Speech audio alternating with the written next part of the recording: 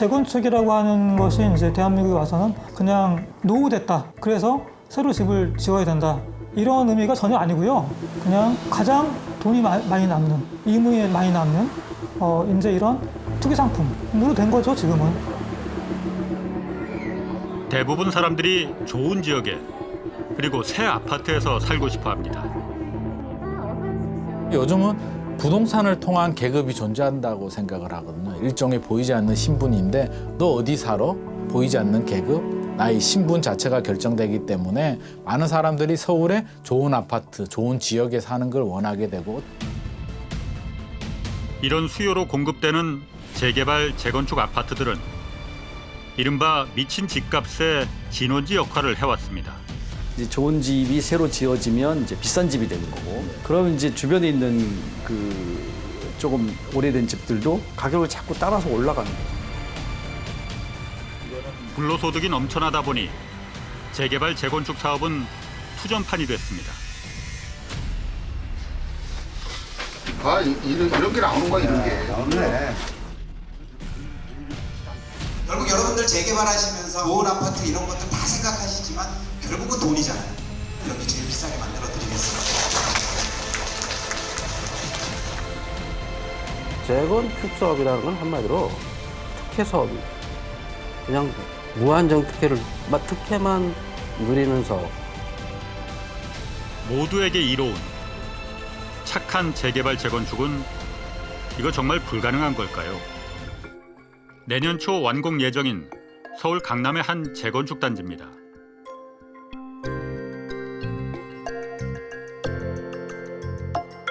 이달 초 이 재건축 단지 안에 있는 상가 분양 업무를 담당할 용역 업체로 제2모 업체가 선정됐습니다. 그 상가를 조합원들한테 기존 소유한 그 위치나 그런 걸 가지고 배정을 해야 되는 부분이 하나가 있고요. 그다음에 그걸 배정하고 남으면 그 남은 상가를 일반 배정을 해야 되는데 사실은 우리는 이제 그 그 분양에 대한 능력이 없기 때문에 그걸 해줄 수 있는 그런 이제 업체를 선정하게 된 거죠. 선정된 제2업체를 찾았습니다.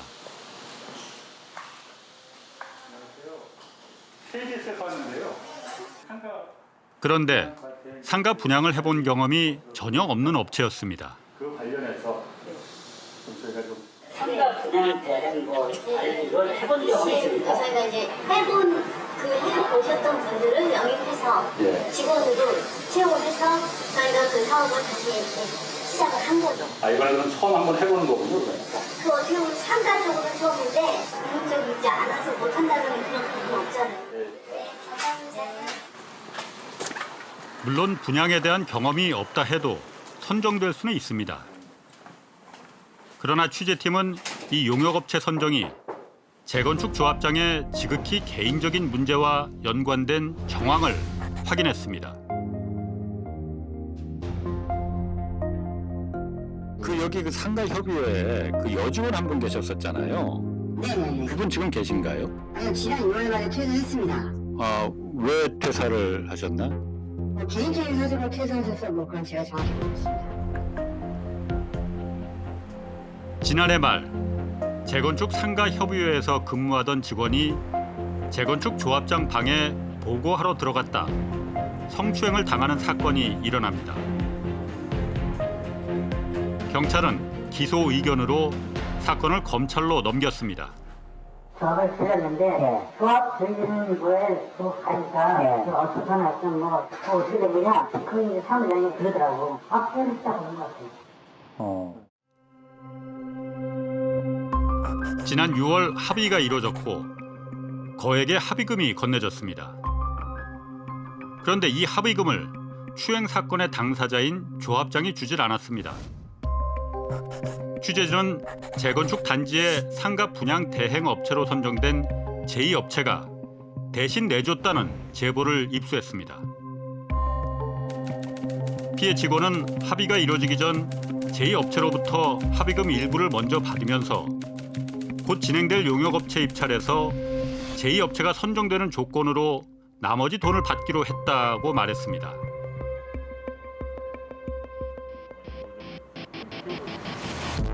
그리고 지난 6월 재건축 조합에서 입찰 공고를 냈는데 여기 첨부된 입찰 평가표입니다.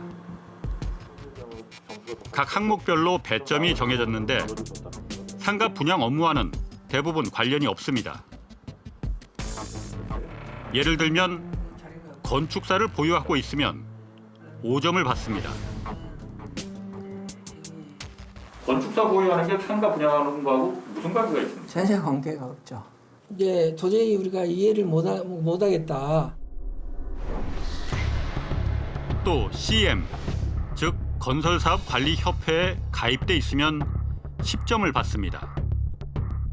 그 건축물을 공사를 어떤 형태로 공사를 할 것이며 그다음에 공법을 어떤 공법을 적용을 해서 건축물을 효율적으로 짧은 기간 안에 저렴한 비용으로 지을 것인지. 아니 그런데 그러면은 그게 건축물인데 분양하고 무슨 전혀 관계가 없죠. 분양하고는 전혀 관계가 없는 상황이죠. 정작 상가를 분양해본 실적이나 경험 등은 아예 배점 항목 자체가 없습니다. 어떤 전략과 전술을 가지고 단기간 안에 짧은 시간 안에 분양을 다 완판을 해줄 것이냐 그런 것들을 잘 할 수 있는 친구를 평가하는 거는 결국은 저 친구가 분양에 대한 경험이라든지 능력이 어느 정도 있는지 이게 막 지주업체 섞어 놔서 뭐 특정 업체를 선정하기 위한 맞춤형 평가 항목들이 아닌가라고. 조합에서 이 평가 기준을 서울시 입찰 시스템에 일방적으로 공고한 날 재건축 상가조합 이사들 사이에 한바탕 소동이 벌어졌다고 합니다. 입찰 평가표 이대로 하면 전기업체 뽑는다는 거지 이거 분양업체나 N기업체 뽑는 거는 누가 생각을 해? 이대로 가버리면 업무상 대인죄가 우리가 걸릴 수가 있어요. 그래서 우리 상가 조합원들한테 손해를 끼치는 그런 행동을 했다는 거죠. 조합장의 성추행 합의금을 대신 내주기로 한 제2업체는 대부분 조건을 충족했고 결국 용역업체로 선정됐습니다. 진짜 상가 분양에 실적이 있거나 이런 업체들은 응처럼 그럼 아예 살기가 좀 어려웠겠네요. 최종 결과로 봐서는 없었던 걸로 보입니다. 이제 그 제안서에 대해서 설명을 해달라고 했었는데 그 참여한 업체가 하나였었습니다. 아, 한 군데밖에 안 왔어요? 그 업체? 네. 재건축 조합을 찾았습니다. 안녕하세요. KBS에서 하는데요. 그 조합장님 좀 뵈봤는데.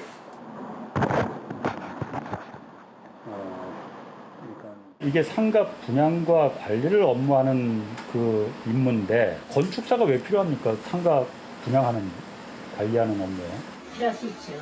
아니 경험이 얼마나 있는 업체냐 아니냐 이게 가장 중요한 거 아니에요? 아니 그게 중요한 게 아니라니까요. 경험이 많아도 지금 현재 회사 상태가 안 좋으면 어떻게 거예요? 조합장의 성추행 합의금 문제를 물었습니다. 합의금을 내줬습니까?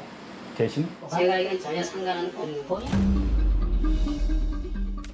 그러나 취재진은 협력업체 선정을 앞두고 조합장이 자신의 성추행 문제를 제2업체 대표가 해결해 주기로 했다며 주변에 협조를 부탁했다는 사실을 확인했습니다.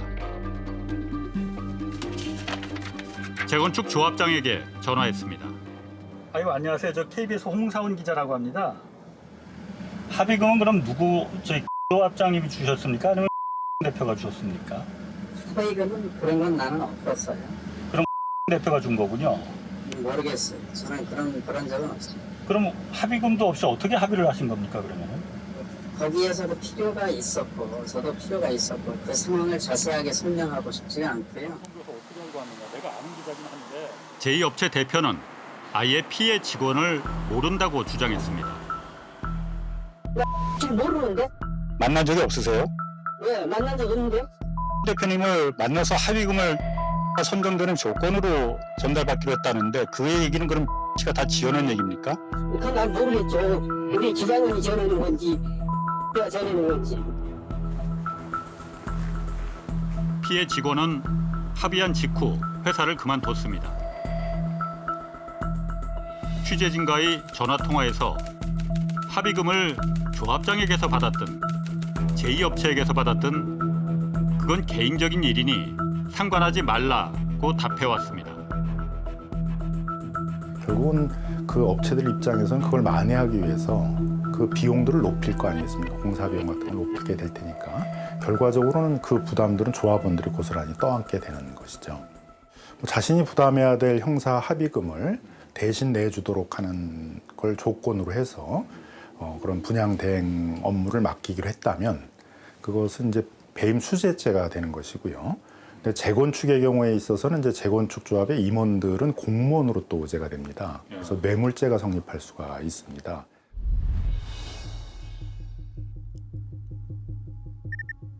재개발, 재건축 사업을 둘러싼 조합 사이의 분쟁은 끊이지 않습니다. 올해 초 착공한 서울 흑석동 재개발 단지입니다.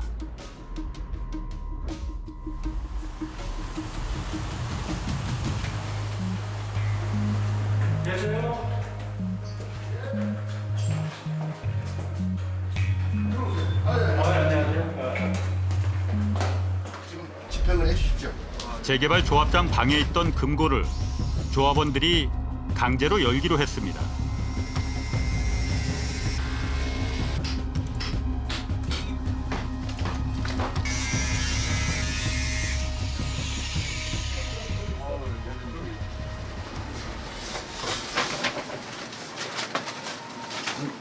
이런 게 나오는 거야, 이런 게. 나오네.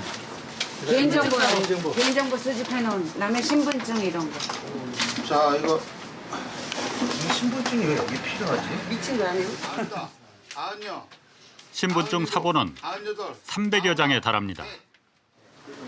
자, 마지막. 뭐야, 이건? 도장이다, 도장. 자, 도장 아니야? 뭐해? 미쳤다 얘들. 진짜 공식경장이. 도장들도 쏟아져 나왔습니다. 모두 조합원들 모르게 판 겁니다. 그 금고에 도장이 남을 리가 없거든요.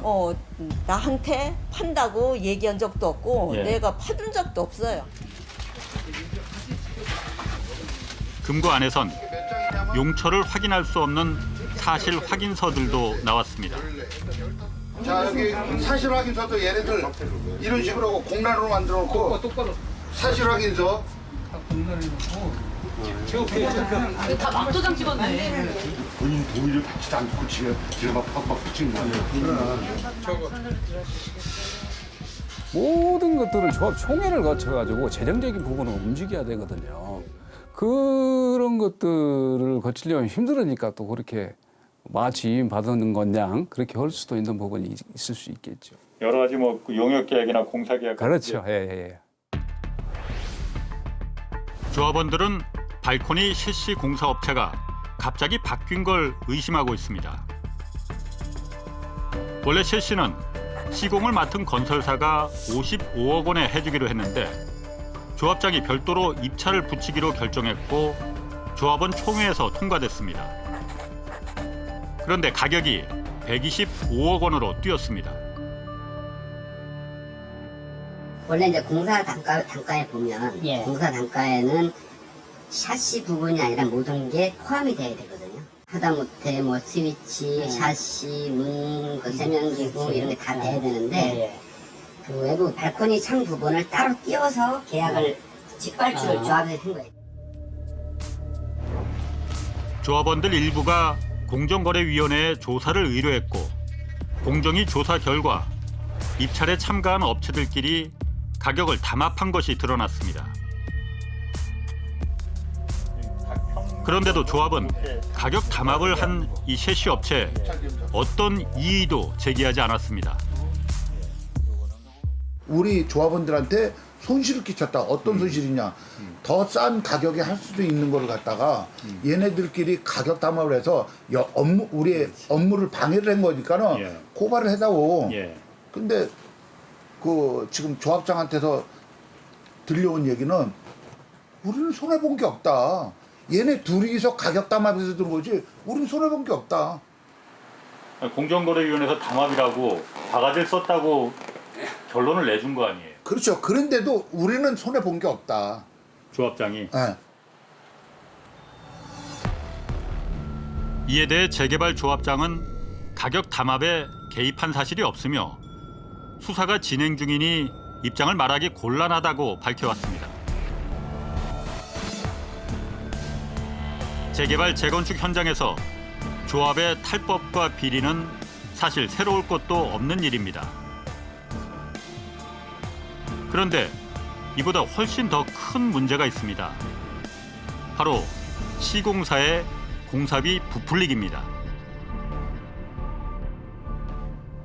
지금 여기가 서울 둔촌동의 재건축 단지 현장입니다. 이미 이주도 다 했고 철거도 다 하고 지난 2월 달에 공사도 착공을 했습니다.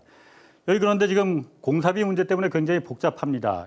이 공사비가 어떻게 됐냐면은 당초 2016년에 이 시공사하고 계약을 했거든요. 그때 공사비가 2조 6,200억 정도에 한다 이렇게 계약을 했습니다. 그런데 3년 정도 지나고 작년에 3조 3,600억 원으로 좀 공사비를 올려달라라고 시공사가 요구를 한 거예요. 그러니까 7,400억 정도 올라갔습니다. 물론 공사비 이렇게 올려달라고 요구한 데는 뭐 이유는 있습니다.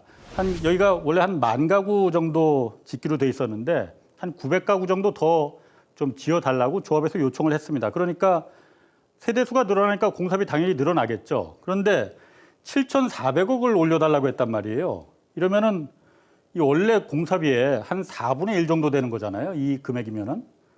이 정도 금액을 이거 너무 많다. 그래서 조합에서 이거 너무 많으니 한번 검증을 받아보자. 그래서 이 한국감정원에 공사비 검증을 받았습니다.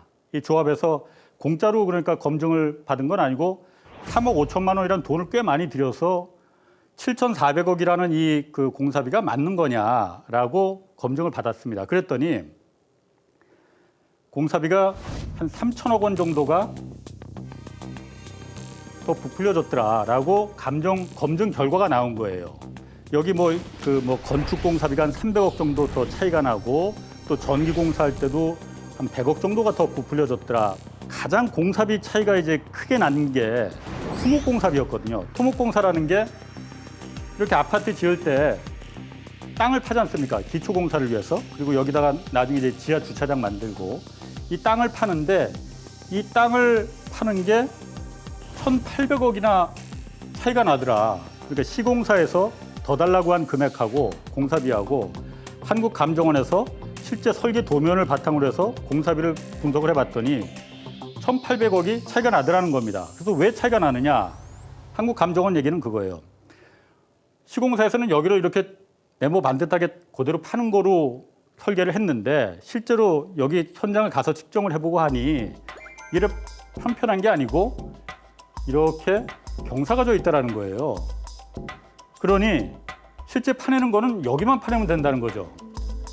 여기는 경사가 돼 있으니까는 안 파도 되는 건데 시공사에서는 이 부분까지 다 해서 이 부분이 1,800억 원 정도를 더 이제 공사비를 청구했더라라는 이제 결론을 낸 거거든요. 이게 이 부피가 지금 서울역 앞에 있는 대부 빌딩 5채 정도의 부피입니다. 그러니까 어마어마하게 큰 거죠. 그래서 저희가 이 시공사에 물어봤습니다. 그 한국감정원에서 3천억 원 정도가 이제 공사비 차이가 난다고 하는데 그 부분이 어떻게 된 거냐라는 부분을 물어봤더니 이 정확한 설계 도면이 아직 나오질 않았다는 거예요. 그리고 그렇기 때문에 한국감정원에서 이 공사비 검증한다고 설계도를 달라고 하니까 급하게 일단 설계 도면을 만들어서 제출했다. 그런데 이게 진짜 정확한 설계 도면이 아니다 보니까 금액 차이가 나는 게 당연한 거다라는 답변이었거든요. 현 주공 현장에 대해서 예. 그 사업 승인권자가 인가를 내준 도면 가지고 저희가 검증을 한 거고 이 도면을 좀 더 디테일하고 정확하게 그린다고 해서 토목의 그 레벨 값이 변하고 막 이러지는 않거든요. 아니 그러면은 7,400억이라는 돈을 갖다가 더 올려달라고 이 조합에 요청을 하지 않았느냐. 그럼 이 7,400억을 요청한 거는 뭔가 근거가 있어서 요청을 한 거 아닙니까? 땅을 뭐 얼마나 더 깊이 파야 한다든지 그러기 위해서는 시멘트가 몇 포가 더 들어가고 뭐 철근이 몇 톤이 들어가고 뭐 덤프트럭이 몇 대가 더 필요하다. 그래서 7,400억이 더 올려줘야 된다.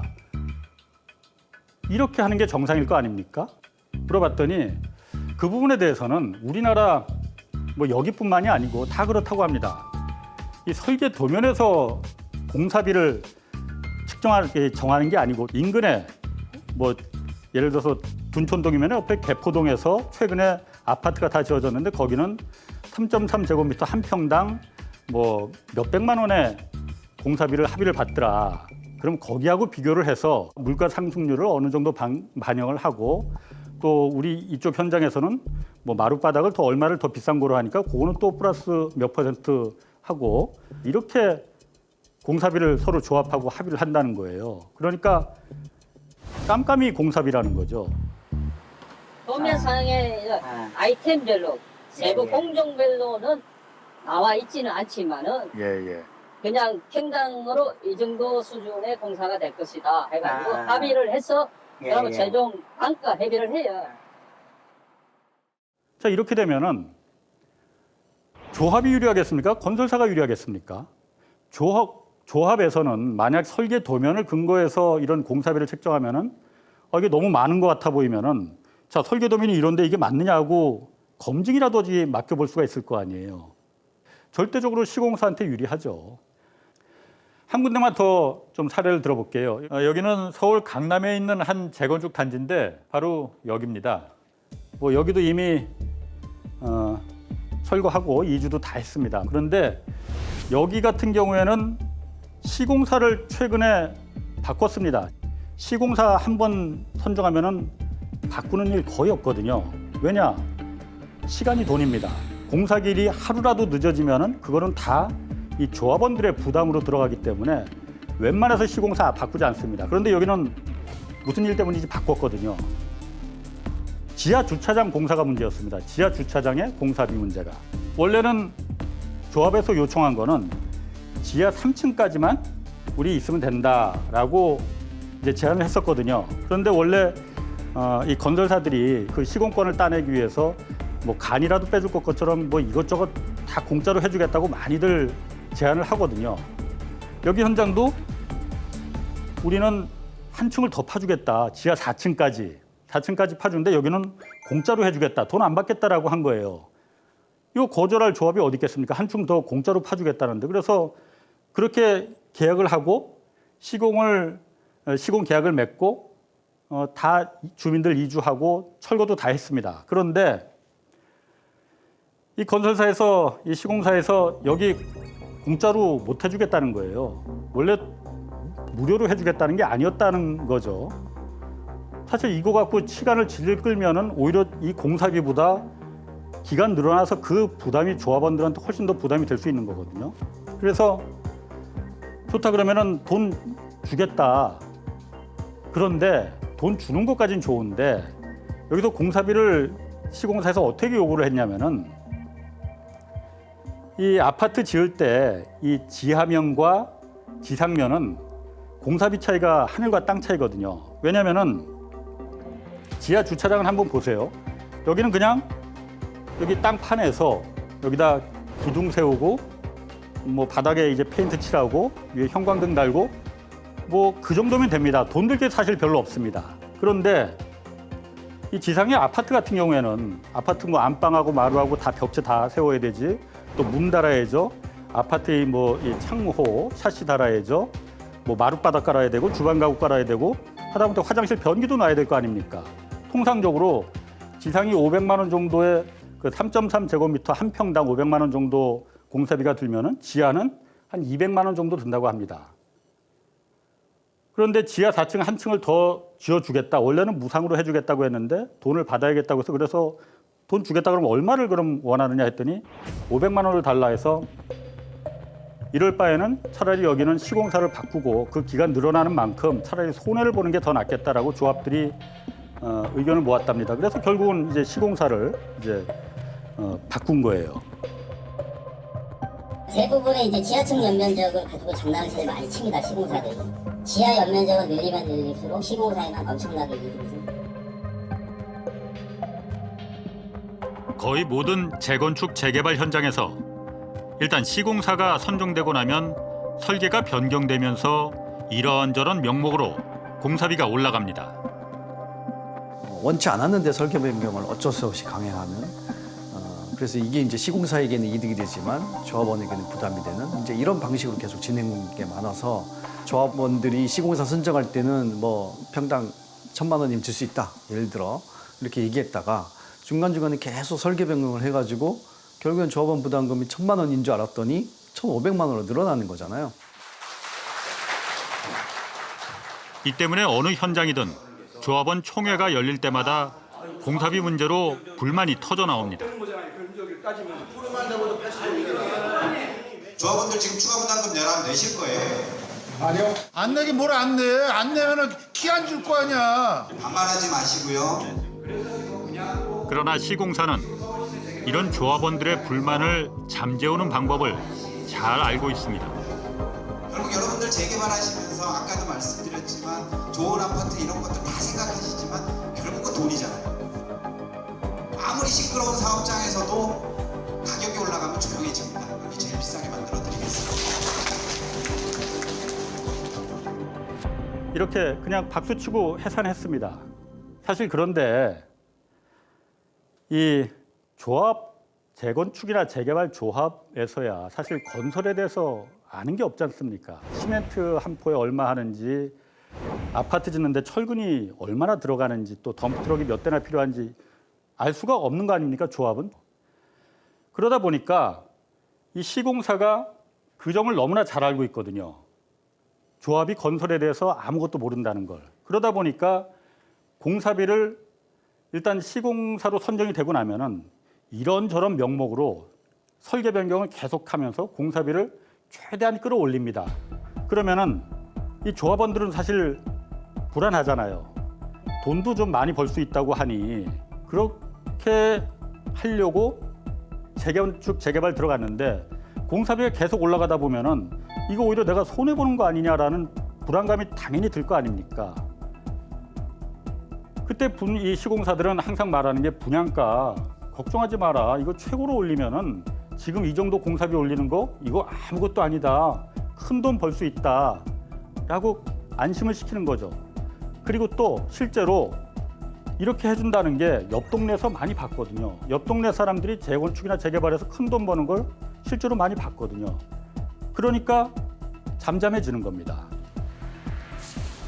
당연히 분양가를 굉장히 말도 안 되게 높여야 될 굉장히 강한 유혹을 받는 거예요. 조합이. 그래야 내 부담이 맞습니다. 그렇죠. 그러니까 과거에는 심지어 어떤 단지들은 자기 돈 한 푼도 안 내고 새집 얻는 건 물론이거든요. 심지어 현금까지 받는 데도 있었어요. 청산하면서 말도 안 되는 일이잖아요. 사실은 이게. 이런 장사가 세상에 어디 있습니까?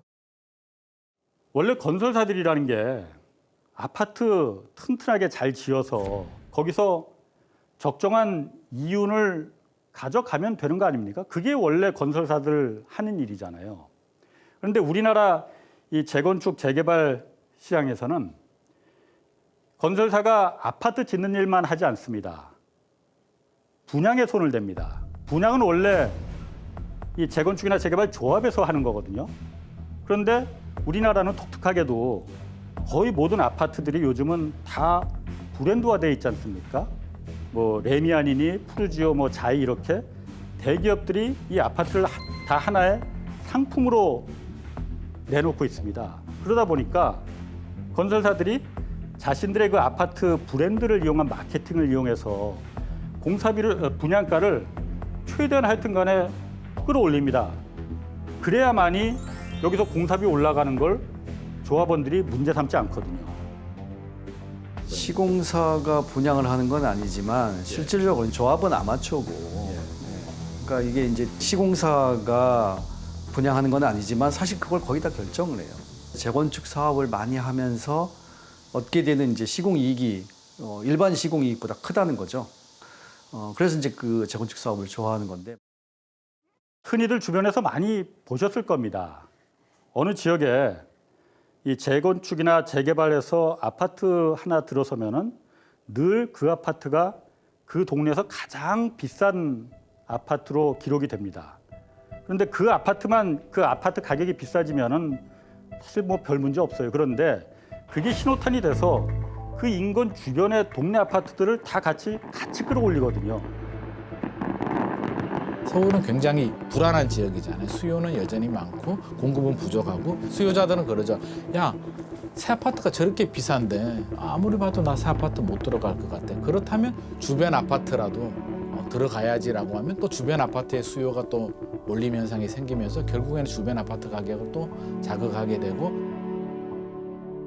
자, 그러면 이 민간 건설 회사가 회사의 수익을 높이기 위해서 이런저런 방법으로 불법만 아니라면은 여러 가지 방법을 써서 회사의 수익을 올리는 게 높이는 게 그거 잘못된 거냐? 그거 잘못된 거라고 말할 수 없죠. 또 민간 이 토지 소유자들, 이 주택 조합원들이 내가 살고 있던 헌집 이거 갖다가 재건축이나 재개발해서 새 집도 그냥 얻고 또 돈도 좀 벌겠다는데 그게 그럼 그렇게 잘못된 거냐? 잘못된 거라고 할 수 없죠. 그렇지만 말이죠. 이 소수의 민간 건설사와 이 주택 조합원, 토지 소유주들이 막대한 불로소득을 여기서 챙겨가는 대신에 그 반면에 우리 사회 나머지 전체가 이 부담을 다 떠안아야 하는 이 피해가 너무나 큰 거죠. 그런데 원래는 재건축이나 이 재개발 사업이 공공사업의 개념을 갖고 있거든요. 왜냐하면 도시를 합리적이고 효율적이고 그리고 건강하게 만들라는 도시 재생 사업에서 이 출발한 거거든요. 그러니까 재건축 주택 조합이나 재건축 조합이나 재개발 조합한테 국가에서 독립된 어떤 행정 법인으로서 매우 큰 혜택과 또 권한을 부여합니다. 왜냐? 공공사업이기 때문에 도시를 합리적으로 그리고 효율적으로 그리고 건강하게 만들라. 정비조합은 실제 공법상 법인의 위상을 갖고 있습니다. 그러다 보니까 원래는 공공이 직접 사업을 해야 되는데 이 공적 법인인 정비조합에 이 대행해준 성격을 법적으로 갖고 있다는 겁니다. 가장 대표적인 혜택이 바로 용적률이거든요. 예를 들어서 이렇게 1000제곱미터 땅 위에 아파트가 하나 들어서 있는데 이 아파트가 한 층의 면적이 100제곱미터야. 그리고 이게 10층이다 하면은 100 곱하기 10 하니까 이게 딱 1000제곱미터지 않습니까? 이러면 용적률이 100%입니다. 그런데 이걸 갖다가 용적률을 여기 재건축한다고 해서 200%로 이제 높여줬다는 거예요. 그러면은 10층짜리가 20층을 지을 수 있는 거겠죠. 원래 여기 있던 이 10층짜리 아파트에 있었던 주민들이 새로 지어지는 이 10층의 새로운 아파트를 거저 얻는 거 아닙니까? 그러면은 이 아파트를 거저 생긴 이 10층의 아파트를 다른 사람들한테 팔아서 그 돈으로 자신들의 새 집을 지을 수 있는 거거든요. 만약에 용적률을 그럼 300%로 올려줬다. 그럼 이걸 30층 지을 수 있는 거거든요. 그러면은 여기서 공짜로 이거로다가 새 집을 자신들은 짓고 이건 팔아서 돈도 벌 수 있는 거죠. 이건 사실 굉장한 혜택이죠. 혜택입니다. 그런데 대부분 이 용적률을 그냥 이렇게 주는 걸 이 원래 토지 소유주들이 당연히 가져야 할 재산권이라고 생각하고 있거든요. 그거 아닙니다. 그거 착각입니다. 용적률이라는 거는 내가 노력해서 얻은 건 아니에요. 사회적 합의에 따라서 이제 보통 도시계획위원회나 이런 데서 그 땅에 부여하는 거죠. 이 땅은 이 정도의 용적을 갖는 게 맞겠습니다. 하는 거면 이게 어떻게 자기 거겠어요? 그건 아니잖아요. 공공의 필요에 의해서 준 거죠. 공공에서 부여한 용적률에 대해서 공공이 개입하는 거는 당연한 일이죠. 게다가 이 용적률을 높여주면은 사실 이거는 주변에 굉장한 부담을 주는 거거든요. 왜냐하면은 이 10층 아파트가 예를 들어서 30층이 됐다고 하면은 사람들이 여기 많이 사니까 그동안 기존에 여기 있던 상하수도 시설 다 늘려야 합니다. 전기 공급 시설 이것도 다 늘려야 됩니다. 그리고 여기 원래 뭐 한 2차로면은 여기 충분했었는데 그동안 10층짜리 주민이었으니까 이 2차로도 뭐 4차로나 6차로로 도로도 다 넓혀줘야 할 겁니다. 이런 사회적인 구축 비용, 이 돈 누가 냅니까? 이 지역 주민들이 그럼 이거 내겠습니까? 아니죠. 이런 돈들은 다 사회가 부담하는 겁니다. 그렇기 때문에 미국을 비롯해서 다른 많은 나라들이 이렇게 용적률을 높여줄 때는 용적률을 거저주지 않습니다. 돈 받고 사라고 합니다. 왜냐? 이런 사회 인프라들을 다 사회가 구축해 줘야 되거든요. 사람의 무릎 같은 걸 생각하시면 좋을 것 같아요. 체중이 갑자기 늘어나면 무릎이 되게 힘들잖아요. 그런 비슷한 거죠. 그러니까 용적이라고 하는 것은 마치 이제 그거를 그 재건축이나 재개발 추진하는 조합에서는 뭐 당연히 우리 것처럼 생각하지만 절대 그렇지 않죠. 이거는 공공의 것이고 그리고 굉장히 신중하게 이건 사용해야 되는 것입니다. 또 한 가지 혜택은 어느 재개발이나 재건축 단지에서도 모든 그 조합원 주민들이 다 찬성하지 않습니다. 소수긴 하지만 반대하는 사람들 분명히 있거든요. 그렇지만은 이 재개발이나 재건축이 공공사업이기 때문에 조합원의 70%만 동의하면은 나머지 30%의 주민이 아무리 반대를 하고 들어눕는다고 해도 쫓아낼 수 있는 권한을 줍니다. 왜냐? 공공사업이기 때문에. 그래서 이런 권한을 행정기관으로서의 권한을 주는 겁니다. 순수히 그 민간 사업이면 이 재개발이나 재건축 사업 같은 정비 사업을 하기 위해서 용도를 높여준다든지, 그다음 기반시설 설치를 의무화한다든지, 그다음에 이 토지를 수용하게 해준다든지, 명도소송과 같은 개인 사유재산권을 제약할 수 있는 권한을 줄 수는 없는 거죠. 그렇기 때문에 이 사업은 준공공사업이다 이렇게 볼 수밖에 없는 겁니다. 근데 지금의 이 재건축과 재개발 사업은 민간인인 소수의 그 조합원과 토지 소유자들 그리고 민간 건설사들 이 둘이 서로 결합해서 막대한 불로소득을 여기서 일으킵니다. 그리고 그 막대한 불로소득을 둘이 나눠 갖고 청산하고 끝납니다. 그러다 보니 공공성이라고는 거의 찾아볼 수가 없는 매우 착취적인 개발 모델이 돼버렸거든요. 그 근방에서 제일 비싼 주택을 공급하는 것이 재개발 사업, 재건축 사업의 목적이 돼버렸다는 거예요. 그러니까 주택을 공급한다는 목적은 어느 정도 달성하고 있는지 몰라도 비싼 주택을 공급해서 사람들이 취득하기 어렵게 한다면 결국 그 목적의 절반 정도는 달성하기 어렵다라는 그런 결론에 이르게 되거든요. 이거는 어쨌든 이 방식 자체가 가지고 있는 금융 조달하는 과정에서의 어떤 한계 등등 여러 가지가 결부돼가지고 이게 어떻게 보면 공공사업이라는 이름을 달았지만 실제로는 공공사업이 아닌 거죠. 집값 폭등이 계속되자 정부는 공공기관이 참여하는 재건축, 재개발 대책을 꺼내들었습니다. 먼저 공공참여형 고밀 재건축입니다. 기존의 조합원들이 불이익을 감내하는 건 없습니다. 오히려 이득이 되면 됐지 플러스 알파가 가면 같이 기존의 재건축 방식에서 더 후퇴해서 징수하는 것은 없다는 점을 말씀을 제가 드립니다.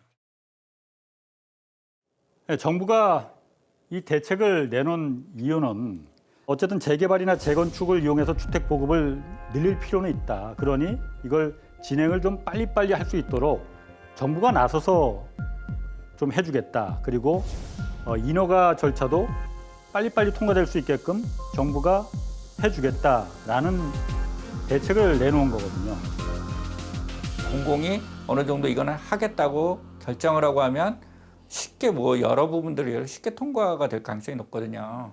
사업 기간이 단축된다는 건 굉장한 장점입니다. 대신 민간끼리 지금처럼 민간 조합원과 민간 건설사끼리만 하지 말라. 공공기관을 꼭 파트너로 참여해서 공동 시행을 하라라는 조건을 달은 거거든요.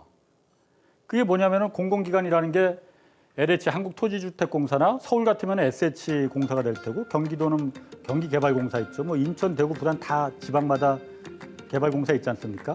이런 공공기관을 공동시행 파트너로 꼭 참여시키라는 거거든요. 왜냐면은 여기는 다 전문가들이지 않습니까? 시멘트 한 폭값이 얼마인지, 철근이 얼마나 들어가는지, 덤프트럭이 몇 대 필요한지 누구보다도 잘 알고 있는 꿰뚫고 있는 건설 전문가 기관 아닙니까? 그러다 보니 여기를 공동시행으로 하면은 건설사들이 장난치지 못한다는 거죠. 조합들이 끌려다니지 않을 거라는 거죠. 공공시행사 역할을 하는 거예요. 그리고 그냥 메이저 건설사들은 그냥 건물만 짓는 거예요. 그게 맞는 거잖아요. 재건축, 재개발 사업 공정이 굉장히 스피디하게 진행될 거고요. 그 다음에 투명하게 될 겁니다. 부정부패 비리 이런 거 발생할 여지가 없겠죠. 그런데 우려하는 거는 있습니다. 조합원들이 우려하는 건 있습니다. 당연히. 그러면은 아파트에 LH나 SH 마크를 그럼 붙이라는 거냐. 그러면은 아파트 가치가 떨어진다. 당연합니다. 그래서 이 마크 안 붙여도 된다는 거예요. LH나 SH 같은 공공 디벨로퍼가 참여한다 해서 이 재건축 사업이 LH의 사업이 될 수는 없는 거죠. 그러니까 공공 관리형으로 재건축을 되더라도 공기업 이름을 붙일 일은 없다. 지금처럼 민간 시공사 이름을 브랜드로 그대로 붙일 수 있다. 이런 것이고요.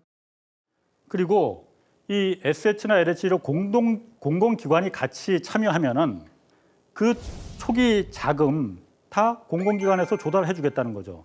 여기서는 훨씬 더 유리한 조건으로 조달할 수 있다는 거예요.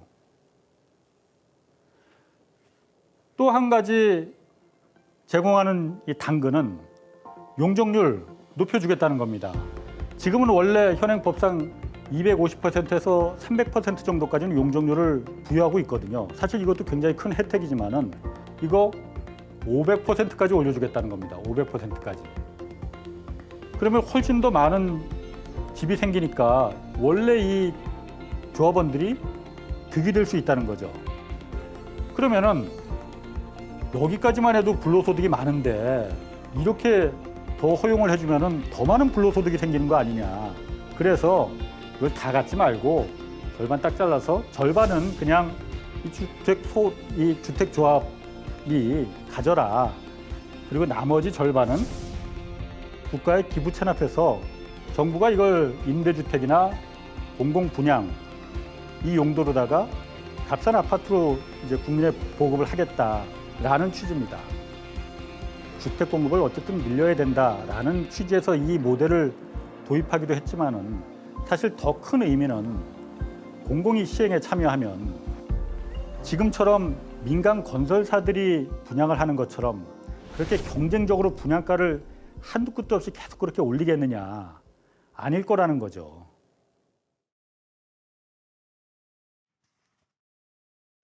실제 지금 이렇게 진행되는 사례가 있습니다. 여기가 지금 천호동 재개발 단지거든요. 전통시장 주변에 다닥다닥 붙어있던 주택들.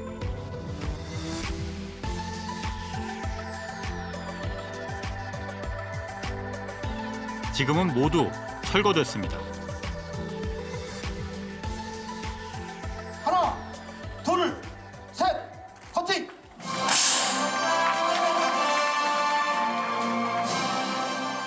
지난달 분양을 시작한 이 재개발 단지는 민간 건설사가 아닌 SH공사와 손을 잡았습니다.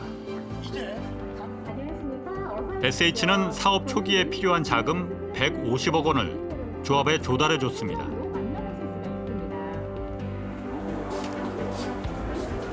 일을 시작할 수 있지 않을까요? 천호도 지금 150억을 먼저 150억 어디서 나겠어요? 그걸 원래는 이제 건설사들이 대줘가지고 그거 갖고 끌고 가는 거 아니에요? 나중에 이제 폭리차고. 근데 그걸 차단하기 위해서 SH가 대준 거죠, 150억을. 면적, 조합 옆에 SH공사가 있다 보니 시공사의 설계 변경도 또 공사비 인상 요구도 없었습니다. 공사비를 마음대로 자기 속된 말로 주물를 수 없으니까. 그렇지 않습니까? 왜냐하면 모르는데 어떡하겠어요. 그렇죠? 이게 100원짜리인데 200원짜리다. 그러면 우리 어쩔 수 없는 거죠, 조합은. 근데 SH는 알고 있습니다. 사실 시공사 입장에선 그리 남는 공사는 아니었다고 합니다.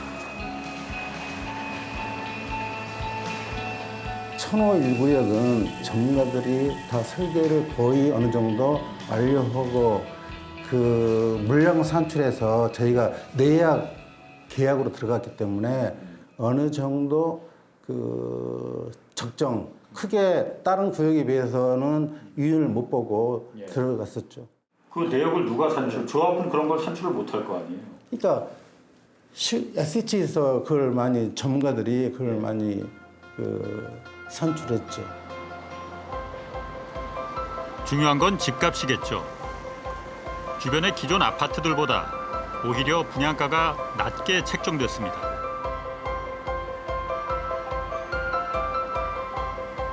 기본적으로는 높아야 되는데 2,700선이면은 사실 한 5년이나 10년 전 왕십리 가격밖에 안 되기 때문에 엄청나게 저렴한 가격이죠. 강남 사구인 강동 지역에서 제일 메인인 천호역 그 앞에서. 공공이 들어가면 안 되니까. 왜냐하면 터무니없는 값 못 받게 하니까. 그렇지 않습니까? 그리고 공공이라는 이미지가 있기 때문에 조합이 혼자 할 수 있는 건 없다. 그리고 조합도 모든 비용에서 전략이 되니까 그만큼 충분히 세이브가 된다.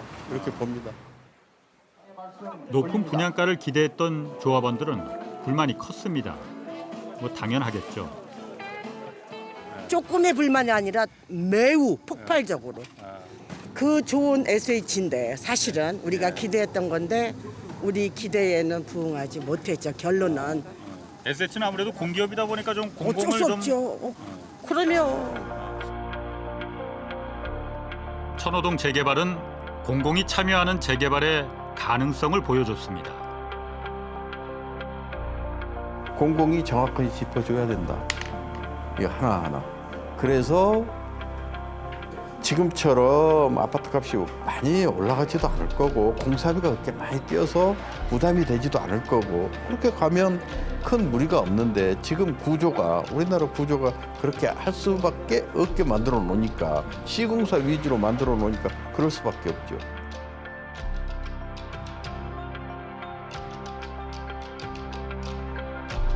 현재 재개발 지역은 공공의 참여를 원하는 곳이 꽤 많습니다. 이번 공공재개발이 되면서 인센티브가 더 많아져서 저희한테는 너무 반가운 소식입니다.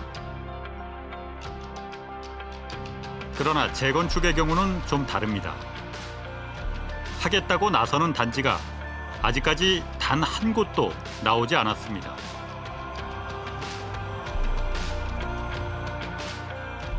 우리 강남 같은 경우는 손실이 보는 게 물 보듯이 뻔하거든요. 이렇게 손해보라고서 강제로 한다 그러면 누가 하겠느냐라고 해서 불만들이 많죠.